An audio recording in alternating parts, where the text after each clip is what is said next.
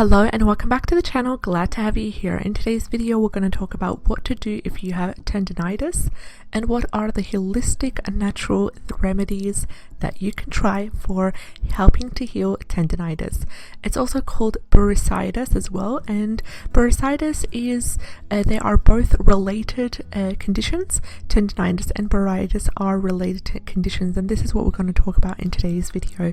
So bursitis is basically a condition that comes with repeated movements, and it happens when repeated movements put a strain on the joints, and this mostly affects gardeners and also golfers as well.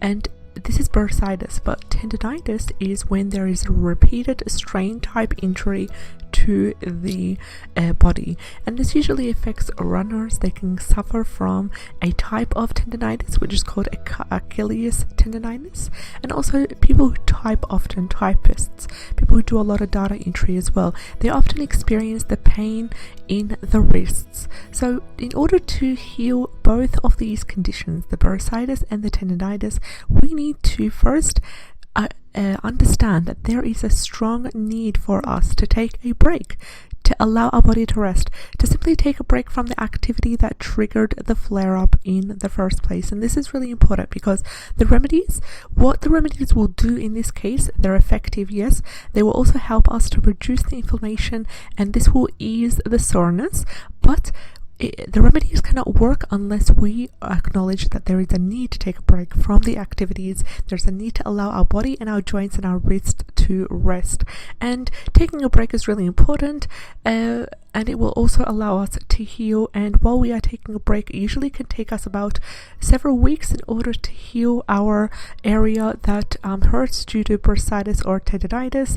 And also there are also a couple of precautions and a couple of remedies that you can try for both of these conditions, which are just as effective. The first thing is applying ice to the area of the joint that hurts, to the sore joint. This will really help greatly in order to ease the pain and the inflammation. And you can start off by wrapping an ice pack in a towel, and then you apply it on the affected sore joint for around 15 to 25 minutes every 3 to 4 hours, and this will really help as well, applying ice to the sore joint. You can also repeat the treatment 3 to 4 times a day, and you need to allow at least 10 minutes of application of the use of ice on the sore joint. You cannot go under 10 minutes for it to be effective. So simply, the ice method is really important for sore joints. I'm going to summarize right here. You apply the ice to your sore joint every 15 to 25 minutes, for 15 to 25 minutes every 4 hours, and you can do so 3 to 4 times a day. So we also are going to talk about another great remedy that you can also try after the cold treatment, and this is important because it will help the joints relax as well.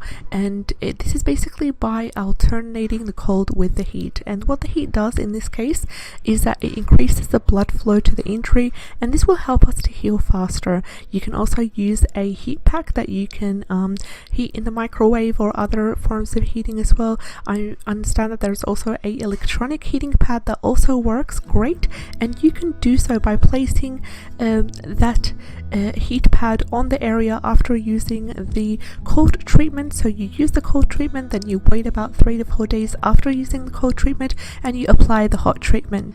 Painkillers are also important when it comes to helping to numb the pain. Now you can also use ibuprofen. It's a anti-inflammatory pharmaceutical medication that you can use. This will help to relieve the swelling, and it will provide more of a short-term relief. But in terms of healing remedies, you can opt for a homeopathic painkiller that is natural, and that will really help your joints when they are stiff and when they are painful. It will help you move your joints, and it will help your joints feel much more better. Now, the name of the homeopathic remedy that's also considered as a natural painkiller is called